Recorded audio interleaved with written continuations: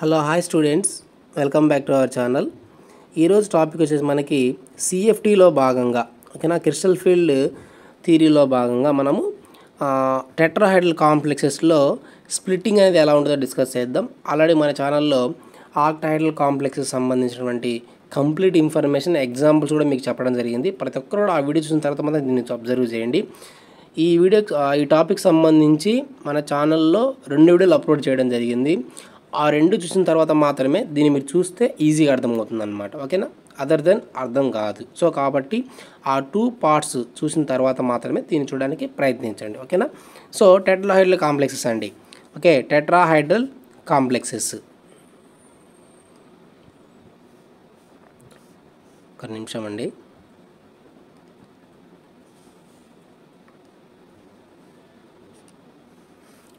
Okay,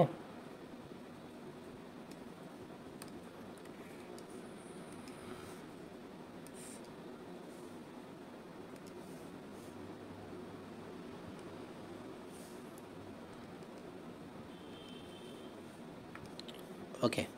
so tetrahedral కాంప్లెక్సెస్లో మనకి splitting అనేది ఏ విధంగా ఉంటుంది అనేది ఒకసారి డిస్కస్ చేద్దాం. సో టెట్రాహైడ్రల్ కాంప్లెక్సెస్ అంటే ఏంటి అంటే so tetrahedral complexes coordination number ఎంత ఉంటుంది? టెట్రాహైడ్రల్ కాంప్లెక్సెస్లో 4 ఉంటుందండి.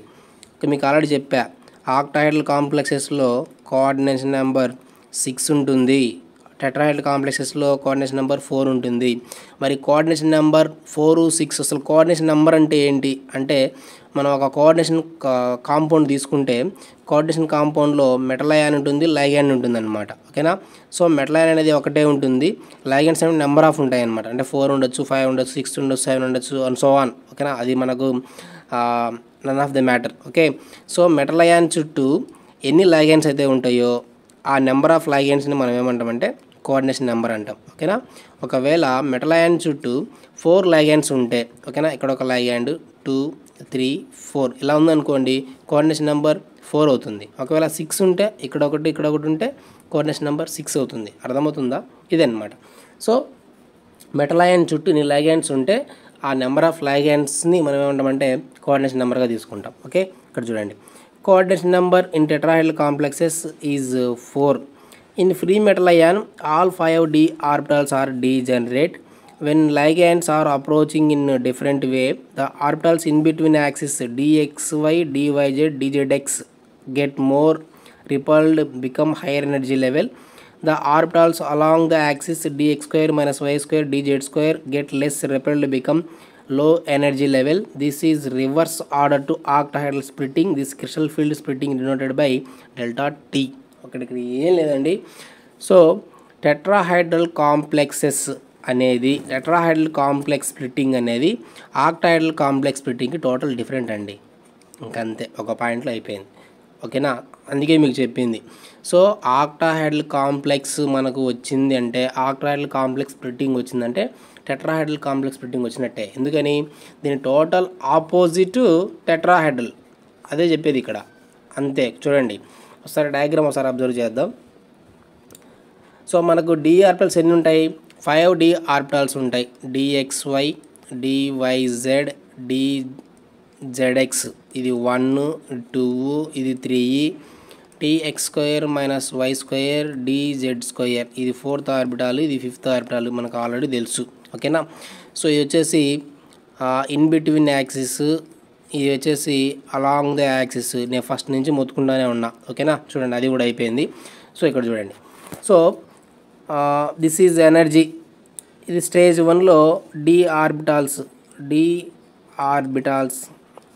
డీజనరేటెడ్ డి ఆర్బిటాల్స్ ఇవి. సో డి ఆర్బిటాల్స్ స్టార్టింగ్లో ఈక్వల్ ఎనర్జీ ఉంటాయి. ఆల్రెడీ చెప్పా, మళ్ళీ అదే చెప్తా ఉన్నా. ఓకేనా. సెకండ్ స్టేజ్లో కొంత ఎనర్జీ తీసుకొని డీజనరేషన్ లాస్ అవుతాయి. చూడండి, దీని పక్కన ఇది లేదు, కొంచెం పైకి వేసా కదా, అంటే ఇక్కడికంటే ఇక్కడ ఎనర్జీ కొద్దిగా ఎక్కువైందని. ఎప్పుడైతే ఎప్పుడు ఎనర్జీ ఎక్కువ అవుతుందంటే మెటల్ అయాన్కి లైగ్యాండ్స్ అనేవి అప్రోచ్ అయినప్పుడు, 4 లైగ్యాండ్స్ అనేవి అప్రోచ్ అయినప్పుడు, ఓకేనా, లైగెండ్స్ అనే అప్రోచ్ అయినప్పుడు దీని యొక్క ఎనర్జీ అనేది కొంచెం మారుతుందన్నమాట. ఎప్పుడైతే ఎనర్జీ మారుతుందో ఈ 5d ఆర్బిటాల్స్ ఏవైతే ఉంటాయో అంటే ఏ 5 ఈ 5 ఉన్నాయి కదా ఈ 3 ఈ 4 5 ఈ 5 ఆర్బిటాల్స్ అనేవి 2 సెట్స్గా డివైడ్ అవుతాయి. 2 సెట్స్గా మనకు డివైడ్ అయిపోతూ ఉన్నాయి. ఇది అంతా మనకు ఆల్రెడీ ఆక్టైడ్లో చెప్పాను, అందుకే ఒకసారి ఆ వీడియో చూడండి ఫస్ట్. ఓకే, సో ఇక్కడ చూడండి. మరి ఇక్కడ విషయం ఏంటి అంటే ఫస్ట్ 3 ఆర్బిటాల్స్ అనేవి పైకి వెళ్తాయి. 1 2 3 అంటే DXY DYZ DZX ఈ 3D ఆర్బిటల్స్ అనేవి హైయర్ ఎనర్జీ లెవెల్ కాబట్టి పైకి వస్తాయి. అక్కడ ఆక్టాహెడ్ చూడండి జాగ్రత్తగా, total different to octahedral complex. Okay చూడండి, ఆక్టాహెడ్రల్ కాంప్లెక్స్లో ఈ2 ఆర్బిటల్స్ అనేవి హైయర్ ఎనర్జీ లెవెల్, ఈ 3 ఆర్బిటల్స్ లోయర్ ఎనర్జీ లెవెల్. ఇది టెట్రాహెడ్రల్ కాబట్టి ఈ టూ ఆర్బిటల్స్ అనేవి లోయర్ ఎనర్జీ లెవెల్, ఈ 3 ఆర్బిటల్స్ అనేవి హైయర్ ఎనర్జీ లెవెల్. అర్థమవుతుందా? ఓకే చూడండి, వీటిని మనం ఏమంటామంటే T2Z ఆర్బిటల్స్ అంటాం, వీటిని మనం EZ ఆర్బిటల్స్ అంటాం. ఆల్రెడీ మీకు ఆక్టాహెడ్రల్ కాంప్లెక్స్ చెప్పేటప్పుడు చెప్పాను. ఓకే, సో ఇదన్నమాట. సో ఇది బ్యారీ సెంటర్.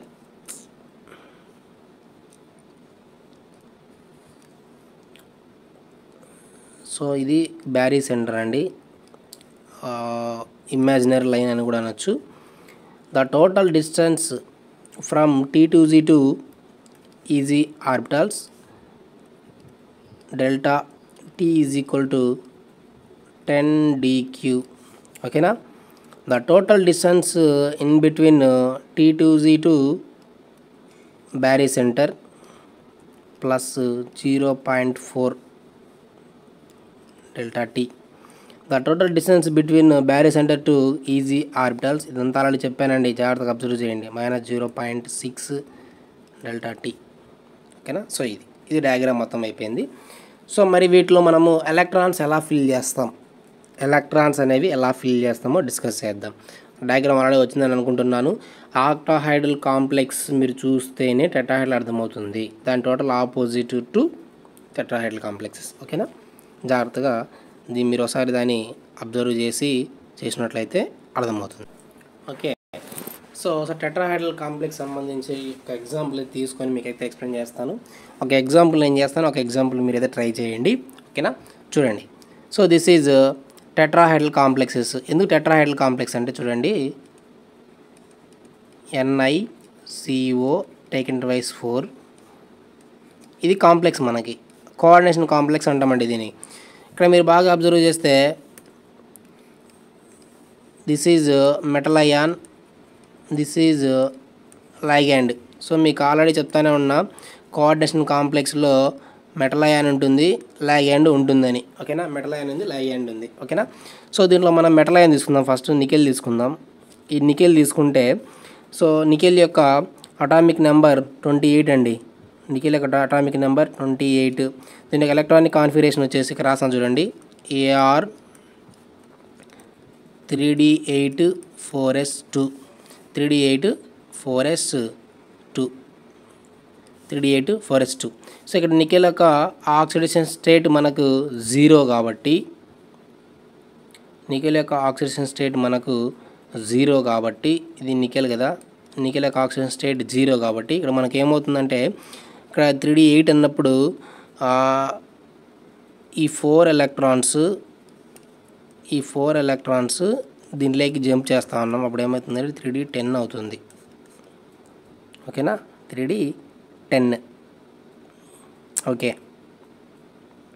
సో ఇది అప్పుడు మన d ఆర్బిటల్స్లో మనకు ఎన్ని ఎలక్ట్రాన్స్ ఉన్నాయి, టోటల్గా 10 ఎలక్ట్రాన్స్ ఉన్నాయి. ఓకేనా, 10 ఎలక్ట్రాన్స్ ఉంటే ఇప్పుడు మనము దీనికి ఎలక్ట్రాన్స్ ఎలా ఫిల్ చేయాలో చూద్దాం ఒకసారి. చూడండి, జాగ్రత్తగా అబ్జర్వ్ చేయండి. సో ఇక్కడ D ఆర్బిటల్స్ 5D ఆర్బిటల్స్ ఉన్నాయి. 5D ఆర్బిటల్స్లో 10 ఎలక్ట్రాన్స్ ఆల్రెడీ ఉన్నాయన్నమాట. ఈ 10 ఎలక్ట్రాన్స్ దీంట్లో ఎట్లా ఫిల్ అవుతాయి, ఇది స్ట్రాంగ్ ఫిల్ లైగండ్ అండి. మీకు ఆల్రెడీ చెప్పాను, స్ట్రాంగ్ ఫిల్ లైగండ్ ఉంటే ఫస్ట్ కింద పేరైపోయిన తర్వాత మాత్రమే పైకి వెళ్తాయి. ఓకేనా, ఇక్కడ చూడండి, ఇవి EZ ఆర్బిటల్స్, ఇందా చెప్పే కదా, ఇవి EZ, ఇది T2Z. బ్యారీ సెంటర్ మొత్తం డిస్టెన్స్ అంతా ఒకటే అండి, ఇంకంతా చెప్పినట్టే. ఓకేనా, చూడండి ఎలక్ట్రాన్స్ ఫిల్ చేస్తే చూడండి, నేను ఒకసారి ఇక్కడ 10 ఎలక్ట్రాన్స్ ఉన్నాయి. ఇక్కడ ఇది స్ట్రాంగ్ ఫిల్ లిగండ్. ఏది CO అనేది ఇది స్ట్రాంగ్ ఫిల్ లిగండ్. చూద్దాం. ఓకే, కింద రెండు ఆర్బిటల్స్ ఉన్నాయి కదా, 1 2 స్ట్రాంగ్ ఫిల్ లిగండ్ కాబట్టి పైకి వెళ్ళదు, ఇక్కడే ఫిల్ అవుతాయి, పేరప్ అవుతాయి. 3 4 ఓకేనా, 4 అయిపోయినాయి. నెక్స్ట్ పైకి వెళ్తాయి 5 6 7 8 9 10. అర్థమవుతుందా? ఓకే, సో ఇలా అనమాట. ఇది మనకు ఈ ఎగ్జాంపుల్ సంబంధించినటువంటి ఇన్ఫర్మేషన్. ఓకేనా, ఒకసారి ఇక్కడ మనకు సేమ్ చూస్తాం కదా. ఇప్పుడు CFAS ఒకసారి క్యాలిక్యులేట్ చేస్తే number of electrons in easy orbitals ఎన్ని ఎలక్ట్రాన్స్ ఉన్నాయి? 1 2 3 4 electrons. Number of electrons in T2Z ఎన్ని ఉన్నాయి? 1 2 3 4 5 6 క్యాలిక్యులేట్ చేస్తే టోటల్గా మనకు 0. ఇక్కడ +2.4 -2.4 0 అవుతుంది. ఓకేనా, సో అది ఎగ్జాంపుల్ అయిపోయింది. ఈ ఎగ్జాంపుల్ అయితే ఒకసారి మీరు చేయడానికి ట్రై చేయండి. ఇది కూడా సేమ్ అంతే అన్నమాట. చూడండి ఒకసారి. జింక్ తీసుకుంటే ఇక్కడ చూడండి, ఎగ్జాంపుల్ రాస్తానా. Zinc NH3